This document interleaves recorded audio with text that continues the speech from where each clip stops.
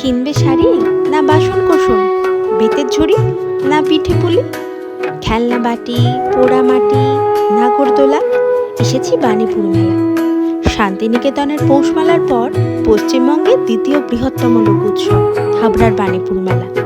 ৬৯ বছরের ঐতিহ্য, ১৫০০ স্টল, বিভিন্ন সাংস্কৃতিক অনুষ্ঠান, প্রদর্শনীর মাঠ থেকে গ্রামান্তরের শিল্পীদের হাতের কাজ মুগ্ধ করবে তোমাকে। তবে ভিড় এড়াতে দুপুর নাগাদ যাওয়াই ভালো। গ্রাম বাংলার হারিয়ে যাওয়া বাউল আর যাত্রাপালাও খুঁজে পাবে এখানে। ভিড় ঠেলে কেনাকাটা সেরে নাগরদোলা ছেড়ে খিদে তো পাবেই। ছোটবেলায় মেলায় আসলেই মনে হতো দুনিয়ার সব ফুচকোওয়ালাগুলো যেন একই জায়গায় জড়ো হয়েছে। অবাক লাগতো গোটা একটা গলি শুধু জিলিপি কটকটি, আর সারি সারি চাউমিন এগরোলের দোকানগুলোর সামনে ইয়া বড় বড় ঢাকাই পরোটাগুলো যেন গ্যাস বেলুনের মতো সাজানো, এক্ষুনি উড়ে যাবে। আর এত এত শাঁখা পাপড়, হাওয়া দিতে দিতে হাত কি ব্যথা হয়ে যেত না ওদের? তখন অবশ্য আমার ফেভারিট তোপসে ফ্রাই আর ঢাকাই পিঠের দোকানটা ছিল না।